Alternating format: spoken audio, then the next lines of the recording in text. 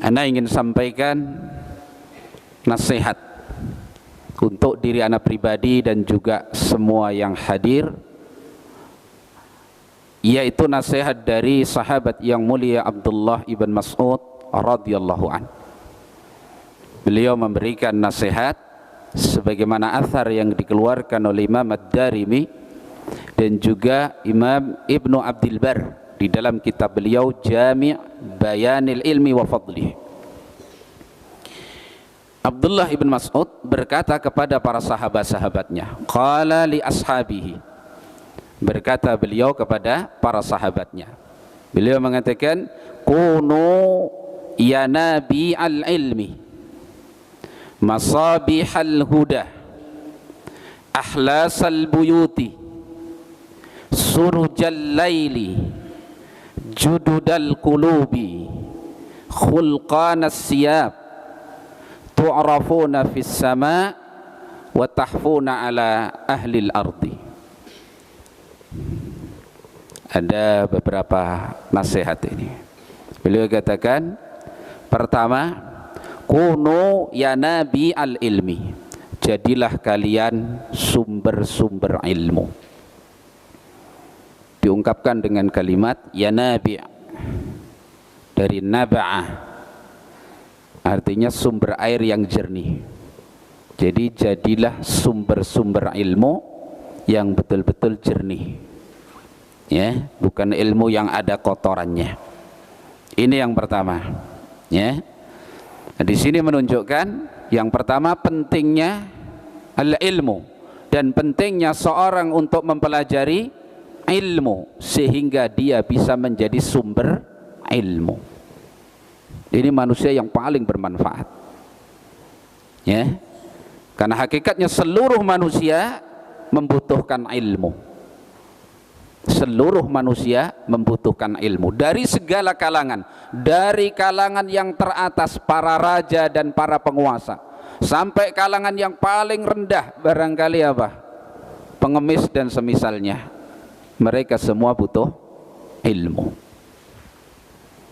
Maka seorang yang dibutuhkan oleh seluruh manusia, sadar apa tidak sadar, mereka yang membutuhkan, maka dialah orang yang paling mulia di sisi Allah Subhanahu wa taala. Karena itu Allah Subhanahu wa taala mengutus rasulnya untuk misi ilmu ini,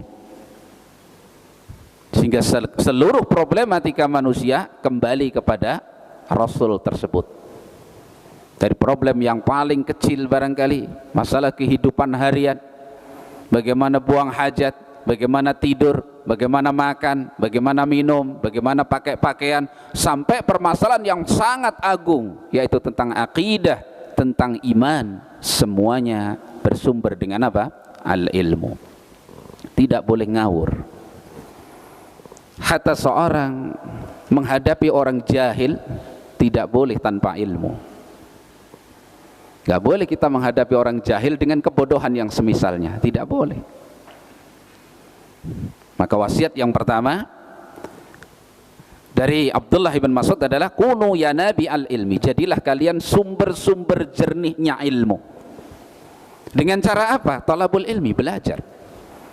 Karena itu usi nafsi wa iyyakum jami'an, ana wasiatkan pada diri ana dan juga antum sekalian, hendaklah bekerja keras, berupaya menambah ilmu,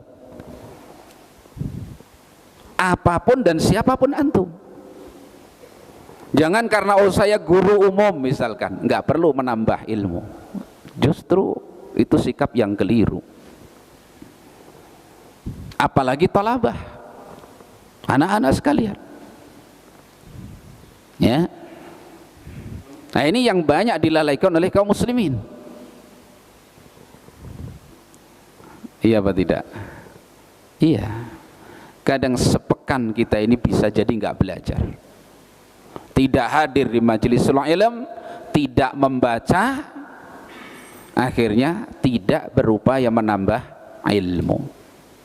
Kalau itu terjadi pada kita, segera disikapi.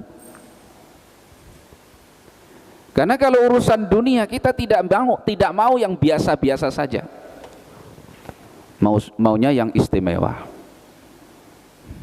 dan kita ingin selalu bertambah dalam urusan dunia. Kenapa tidak ingin bertambah dalam masalah ilmu? Sedang yang Allah perintahkan Rasulnya untuk mencari tambahan adalah al-ilmu. Rabbi zidni ilman, ya Allah tambahkan untukku ilmu. Pernahkah hal ini terfikir pada kita? Ya, meskipun guru mengajar, katakanlah misalkan apa, SPK sudah mahir, sudah ngerti, nggak perlu dimorojaah, tinggalkan itu, cari ilmu yang mendekatkan diri kepada Allah SWT. Itu yang dimaksud oleh Abdullah ibn Mas'ud. Belajar ilmu. Kenapa? Kita muslim, kita hamba Allah, apalagi yang mengklaim dirinya ahlus sunnati wal jamaah. Itu simatul ilm, alamat ilmu. Maka harus menambah ilmu setiap hari. Lebih-lebih para thalabah, ya, harus belajar sehingga menjadi sumber ilmu. Istri nyatanya bisa kita beri solusi. Jangan suami wallahu alam, istri wallahu alam, anak juga wallahu alam. Akhirnya semuanya wallahu alam. Itu. Ya saya kan nggak ngerti Ustadz, misalkan. Belajarlah. Antum masih muda. Ini yang paling tua di sini kayaknya saya ini. Iya toh? Nah, kita belajar. Nah, ya, ini wasiat pertama sangat penting. Sehingga apa?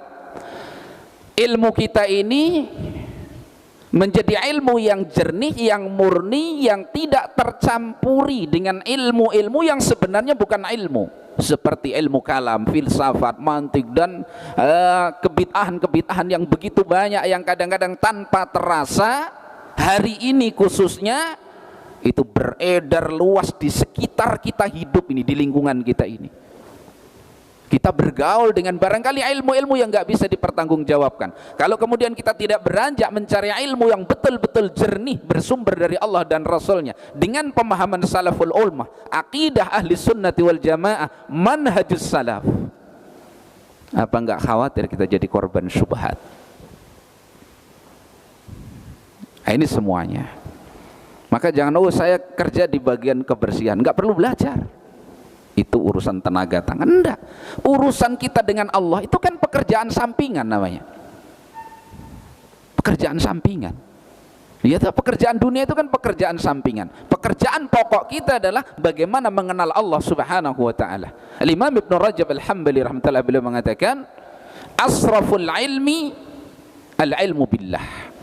Ilmu yang paling mulia adalah mengenal Allah Subhanahu wa taala. Rugi kita hidup sebagai hamba Allah, yang menciptakan kita Allah, yang memberi nikmat Allah, yang mengurus kita ini Allah. Nanti mati kita akan menghadap Allah, terus antum nggak kenal Allah dengan benar. Atau jangan merasa puas pengenalan kita kepada Allah hanya seperti rata-rata orang awam. Karena kadang-kadang kalimat yang terjadi, orang kalau sudah ngaji meskipun awam itu menghukumi orang lain yang awam, kan gitu. Mereka masih awam kok, padahal dia lebih awam bisa jadi. Kenapa? Nggak berjuang untuk mengenal Allah Subhanahu wa ta'ala.